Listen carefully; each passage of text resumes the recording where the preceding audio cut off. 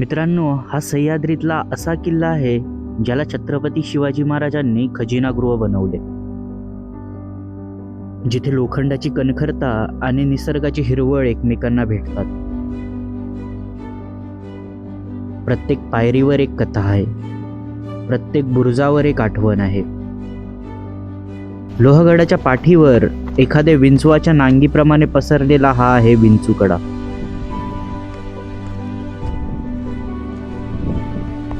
चला तर मग बघूया सह्याद्रीमधल्या ह्या अजून एका रत्नाबद्दल. किल्ले लोहगड.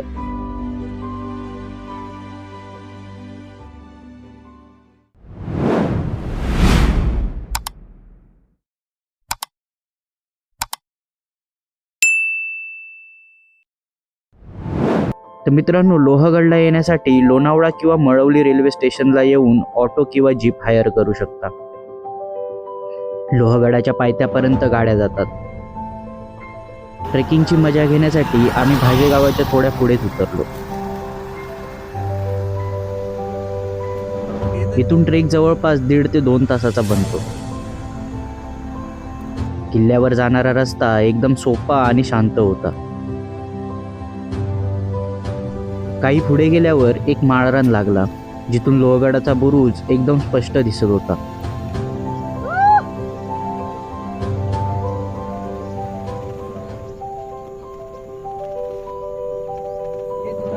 नंतर आम्ही एका तासातच किल्ल्याच्या एंट्री गेट जवळ पोहोचलो. किल्ल्याच्या एंट्री गेटवर 25 रुपये एंट्री फी घेतली जाते. किल्ल्यावर कचरा करू नये म्हणून सोबत आणलेले प्लास्टिकचे बॉटल्स, रॅपर्स सगळे चेक केले जातात आणि मग पुढे सोडले जाते. किल्ल्यावर जाण्यासाठी प्रॉपर शिड्या बनवलेल्या आहेत. आज रविवार असल्यामुळे किल्ल्यावर फारच गर्दी होती. मनसोक्त किल्ला फिरता येणार नाही याची तर खात्रीच झाली होती. किल्ल्यावर जाण्यासाठी अवघे 20 मिनिटं लागतात. पहिला आपल्याला लागतो तो गणेश दरवाजा. गणेश दरवाजाच्या पुढे शिवकालीन 3 तोफा एकत्र ठेवलेल्या आहेत.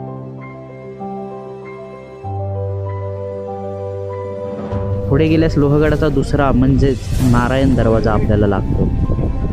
इथे एक गुप्त रूम असल्यासारखी एक शिडी पाहायला मिळते.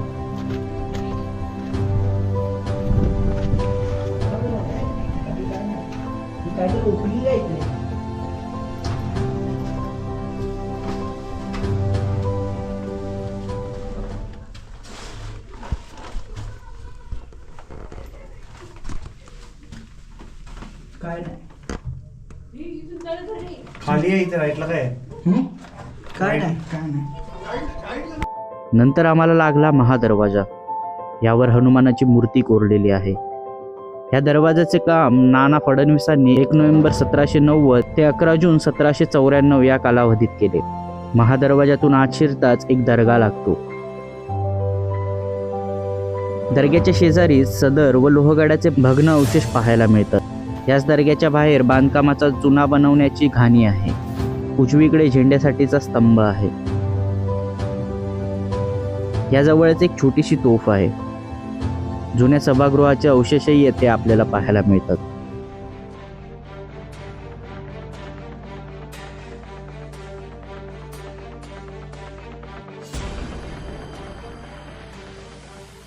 थंडीचा ऋतू असल्यामुळे गडावरची हिरवळ तर कमी झाली होती, पण सोनकी आणि कोरडूच्या फुलांनी पूर्ण किल्ल्याचा पठार रंगीत केला होता. किल्ल्याच्या उजव्या बाजूला छोटेसे शिवमंदिर आहे.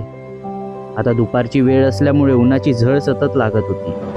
त्यामुळे थोडा वेळ विश्रांतीसाठी आम्ही या शिवमंदिराजवळ आराम केला आणि नंतर शिवमंदिराचे दर्शन घेऊन पूर्ण गड भ्रमंतीसाठी निघालो.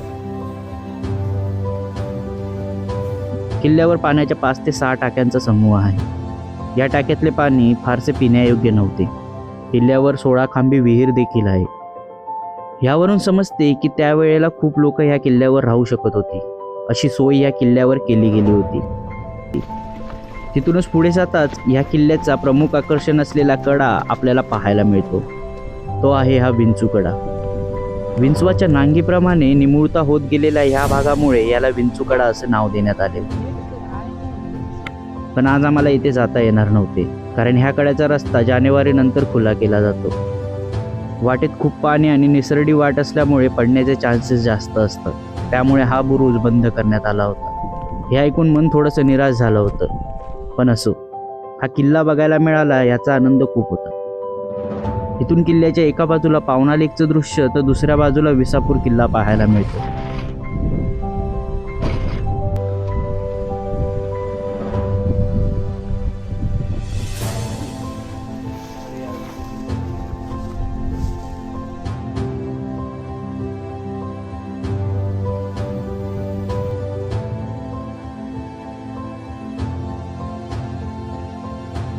किल्ल्यावर फार ऊन असल्यामुळे एका छोट्या झाडाखाली विश्रांतीसाठी बसलो आणि रानकिड्याच्या आवाजाने पूर्ण पठार गजबजून गेले होते. तर त्याचं हे आवाज लय मोठ्या मोठ्यानं आवाज येतात तिथल्या किड्यांचे.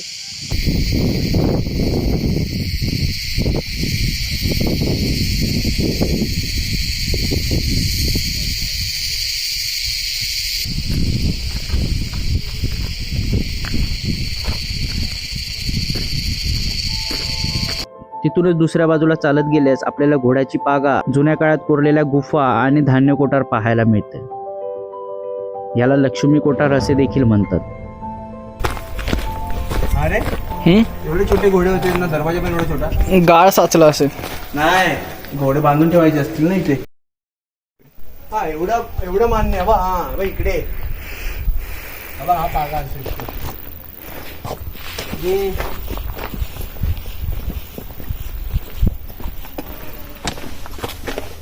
हा घोड्याचे पायाचे ठसे. हो, मानवी घोडा. नाही, दलदल असेल, चिखल जास्त आहे. एकंदरीत गुफेत 100 लोक सहज राहू शकतील एवढी मोठी ही गुफा आहे. ह्या गुफेत बाहेर कितीही उन्हाची झळ असली तरी आत एकदम गार होतं. खरं सांगायचं झालं तर एअर कंडिशनर सारखी टेक्नॉलॉजी पण झक मारेल एवढं प्रशस्त बांधकाम त्यावेळेला इथे केलं गेलं होतं. इकडे काय नाही. अरे हा घोड्याचा पागा जास्त वाटतो. हा ना, याच्यामध्ये राहू शकतो. इकडे येऊन बसायला. हे बघ, याच्यामध्ये दोरी विरी पण आहे. बैल तुला बोललो. बैल नाही रे, घोडे. पडलं तर काय इथे आतमध्ये टॉर्च आणली पाहिजे रे. बघ ना, बघ पुराण्या काळात इथे असे दिवे लावायचे. बघ ना, सगळे दिव्यांचे सगळीकडे. मशाली मशाल नाही रे, दिवे ठेवायची जागा आहे. मशाल दिवा आहे आतमध्ये. हे बघ, ह्या मशालीच्या पुण्यात. हे बघ, हे बघ कुठलं मशालीच्या पुण्यात. ते मशाली लागायचे अशा एवढ्या.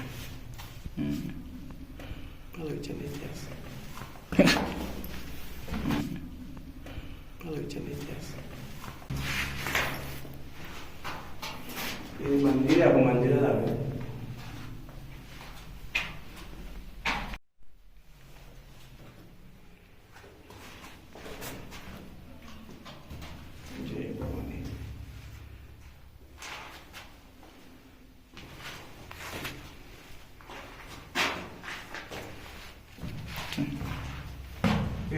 आवाज बघ कसा गुंजतो. इकडे काय ते, इकडे इकडे इकडे अजून नाही. तेच असणार, रूम्सच.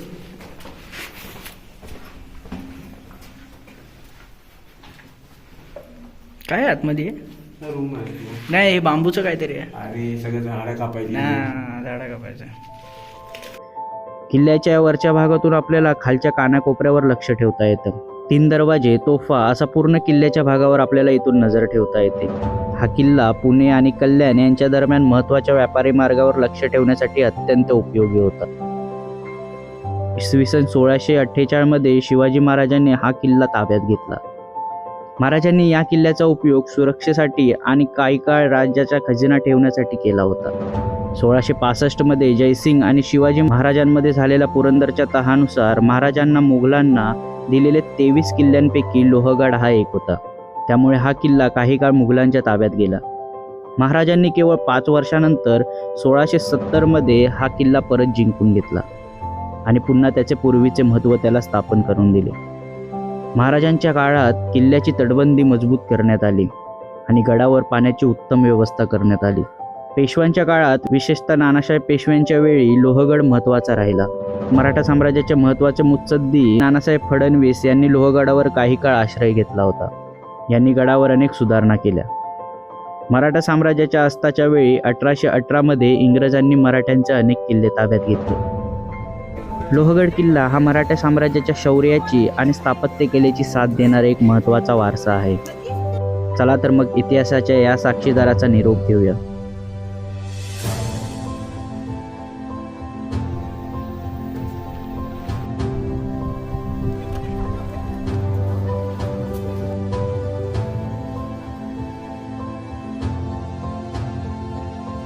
व्हिडिओ आवडला असेल तर लाईक करा, शेअर करा आणि चॅनलला सबस्क्राईब करायला विसरू नका. अशाच ऐतिहासिक आणि सुंदर ठिकाणांचा शोध घेत राहूया. चला भेटूया. जय शिवराय.